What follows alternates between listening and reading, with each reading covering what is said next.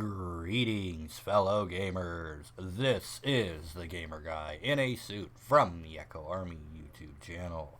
Today, I will be bringing you a 5-minute review of the new indie pixel art action adventure, The Aquatic Adventure of the Last Human. The Aquatic Adventure of the Last Human was released onto Steam by developer-publisher YCJY on January 19th, 2016. Who was also kind enough to go ahead and provide us with this key for this game to provide you this review. This review wants to let you know right off the bat that this is a pretty mellow and fun game with some good boss battles mixed in. To go a little more in depth, if you like a game that's essentially explorable art, this may be for you. It's what they call a metroidvania these days, but you use a sub.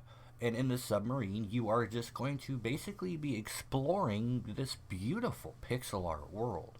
There are little messages spread throughout this incredibly gorgeous world that kind of piece together this story about, what happened to this place and what happened to humanity in general, because you are indeed the very last human.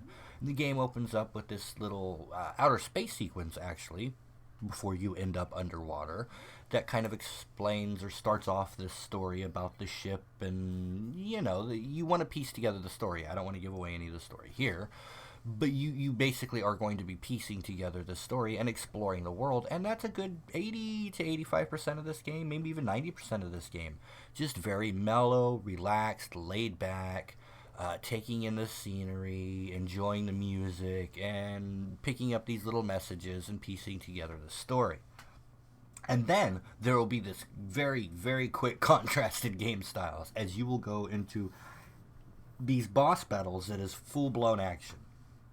These boss battles are, they're slightly difficult compared to the rest of the game, but quite frankly, it's nothing that you're going to rage over. It's nothing that you're going to quit the game over. You may have to replay them a couple of times, but there are some strategically placed save points throughout the map that make this a lot less tedious than it would have been otherwise.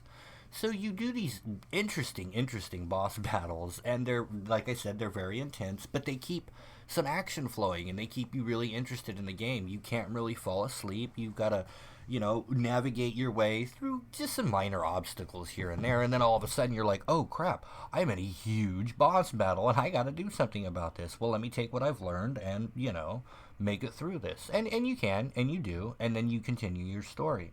The boss battles may be very interesting. I know the first couple, I'm like, wow, okay, I killed a giant worm, and I exited through what looked like to be the end of the worm, if you get what I mean. And the seahorse battle, I'm fighting what is known as the fathers, and I'm almost certain that they're shooting their young at me, if you catch my drift. So yeah, it's interesting to say the least, but it is really a lot of fun. I believe in the description of the game on Steam itself, you will see a reference to the Odyssey, the literary classic, The Odyssey, and I actually do think that's an apt description. I don't think that's just being thrown out there or anything. It really does make sense when you think about this game, because you're enjoying the scenery, it's beautiful, you're enjoying this world, you're exploring, and then, oh my god, there's this huge monster, there's this boss battle I gotta deal with, which, if you've read the Odyssey, is kind of the flow of that whole book. It's huge, it's long, it's epic. You're going through this exploration, and then boss battle, and then exploration, and then boss battle. And then, it's like a video game book, really. I don't know why more people don't read these days, but anyways, that's a whole nother point entirely.